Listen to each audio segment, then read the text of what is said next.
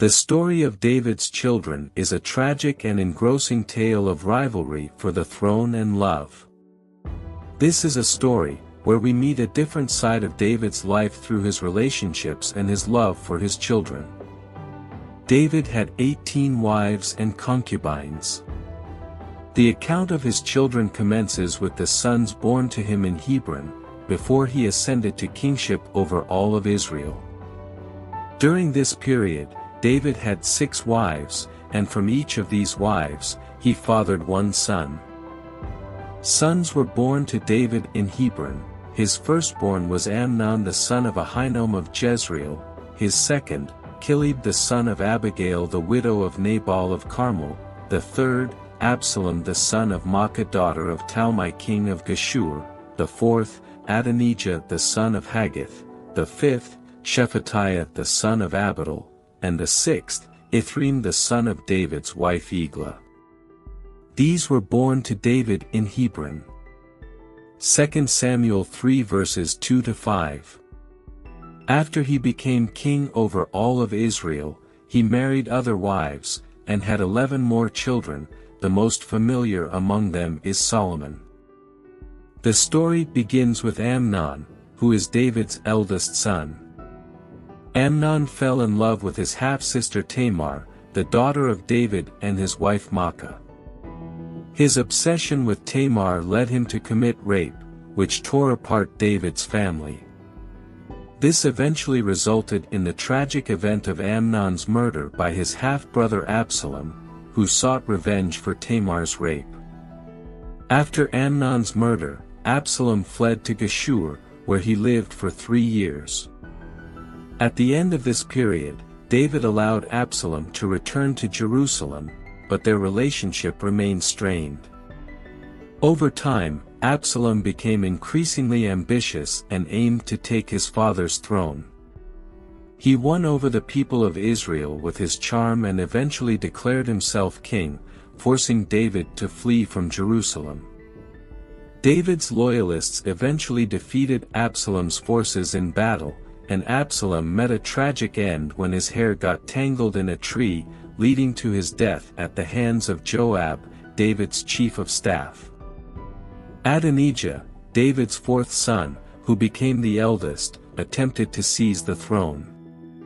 As David grew old and weakened, Adonijah tried to take advantage of the situation and declare himself king. However, his plan was thwarted, and Solomon, David and Bathsheba's son, ascended to the throne, ultimately executing Adonijah. If we back to the beginning, we can notice that the Bible does not mention the names of David's daughters, but we do know of one, Tamar. Her story bears a remarkable similarity to the tale of Dinah, the daughter of Jacob. Just like Jacob's daughters, who are discussed in Genesis 35 and 37 during the account of Jacob's sons' births, the only daughter whose name is mentioned is Dinah. Sometime later she gave birth to a daughter and named her Dinah. Genesis 30 verse 21. The mention of Dinah is included to prevent confusion about her identity when we encounter her in the story of her rape in chapter 34. 4 of David's sons are highlighted in the biblical story: Amnon, Absalom, Adonijah, and Solomon, the youngest, who eventually succeeded him as king. The first 3 sons die tragically in the order of their birth. David's eldest son, Amnon, meets a tragic end, losing his crown and his life due to the events surrounding his sister Tamar's death. In the stories of Jacob's sons, Reuben was disqualified from inheriting the birthright due to his inappropriate behavior involving his father's concubine, Bilhah. Likewise, Reuben's brothers Simeon and Levi also lose their positions because of their response to the rape of their sister Dinah. In Jacob's blessing, he initially curses Reuben, Simeon, and Levi before turning to bless Judah, his fourth son. But unlike the story of Dinah, the story of Tamar, the daughter of David, begins as a falling in love story. Amnon son of David fell in love with Tamar, the beautiful sister of Absalom son of David. 2 Samuel 13 verse 1. Amnon was in love with Tamar's beauty, and received advice from his cousin Jonadab on how to triumph over Tamar.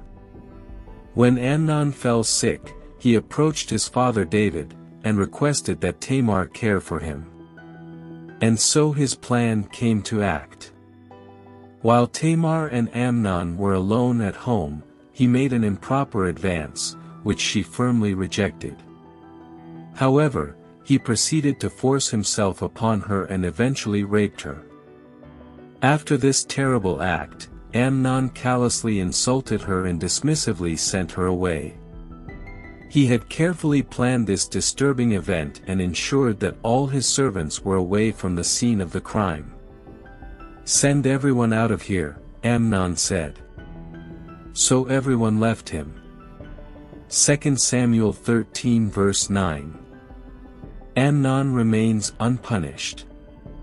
Absalom, Tamar's brother, seeks to calm his sister. But David, their father, does nothing. The non-response of David to Amnon's act against Tamar is no less serious. When King David heard all this, he was furious. 2 Samuel 13 verse 21. He heard, but he did nothing. The lack of response from David urged Absalom to take action, to murder Amnon. Just as Amnon used tricks to capture Tamar, Absalom is clever in ensnaring Amnon.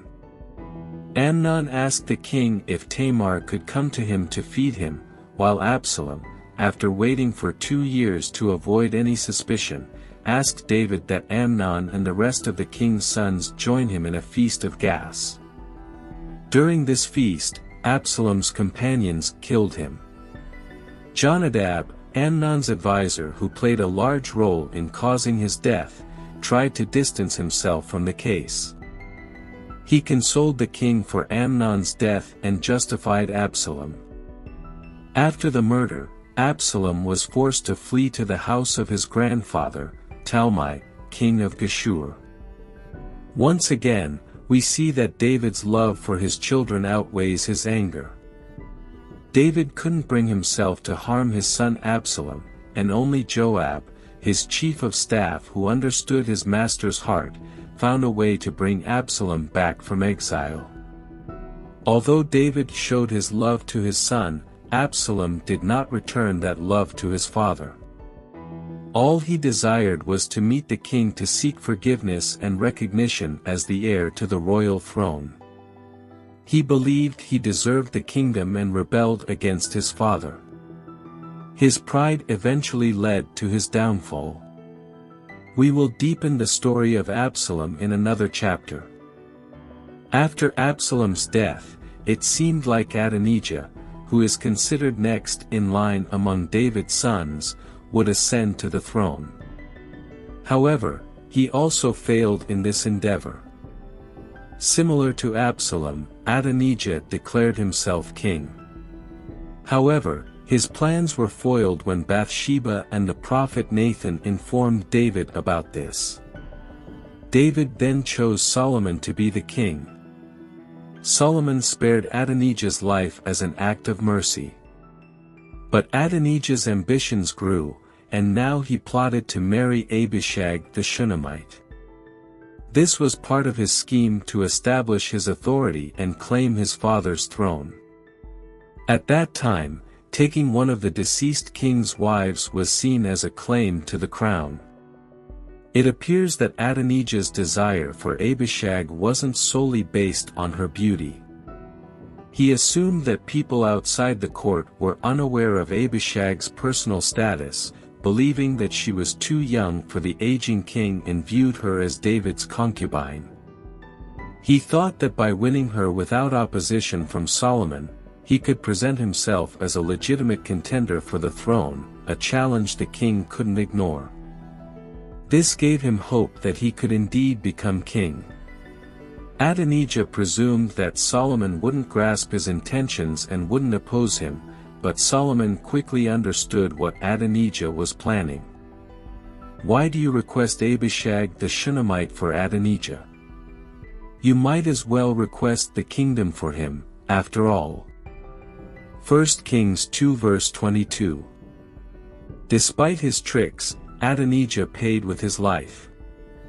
The three eldest sons, Amnon, who raped his half-sister Tamar, Absalom, who went against his father, and Adonijah, who ignored his father and crowned himself king, all fell because of greed. David loved his sons and showed great weakness towards them, but his sons did not love him in return. He, who was a rejected son at the beginning of his days, became a rejected father in his later years.